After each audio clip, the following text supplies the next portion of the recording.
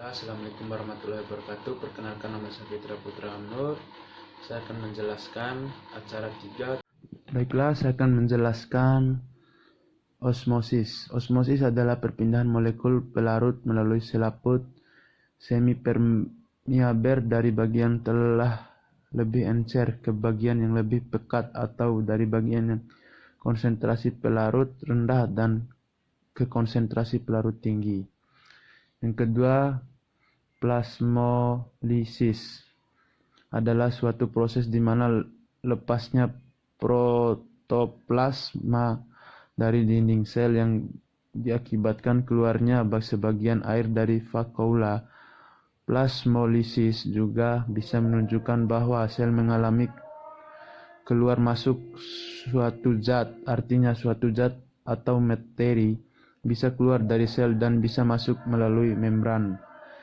Yang ketiga, setelah mengalami perendaman selama 20 menit di dalam larutan dengan konsentrasi 0%, potongan kentang diangkat. Kenapa bisa terjadi kentang mengeras? Karena air dari larutan masuk ke dalam sel-sel kentang.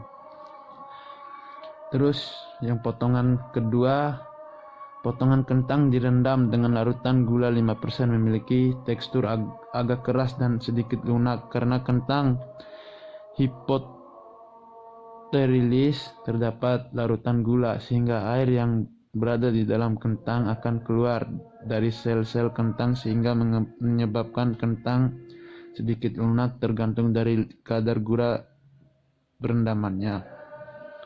Yang bagian C, potongan kentang yang terendam dalam larutan gula 30% memiliki tekstur yang lunak. Karena sel-sel kentang kekurangan air, akibatnya terjadi plasmolisis yang mengakibatkan penurunan tekanan turgor. Jika tekanan turgor menurun, mengakibatkan kentang menjadi empuk dan lembek. Pada daun roe yang tidak diberi larutan gula 0%,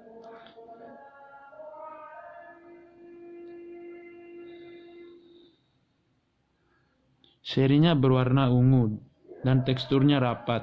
Sedangkan pada daun roe discode yang diberi larutan gula dengan kadar 5% dan 30% mengalami plasmolisis, sehingga dapat ruangan antara sel-sel dengan dinding sel yang semakin luas dan warna isi selnya menjadi semakin ungu. Berdasarkan data yang diperoleh, dapat diketahui bahwa semakin tinggi konsentrasi pekat larutan gula, maka semakin banyak sel yang mengalami plasmolisis. Hal ini dikarenakan konsentrasi air yang ada di dalam sel epidermis rhodiscolor lebih tinggi daripada di luar sel larutan gula. Sekian yang dapat saya sampaikan, lebih dan kurangnya saya mohon maaf. Wabillahi taufiq wal hidayah. Wassalamualaikum warahmatullahi wabarakatuh.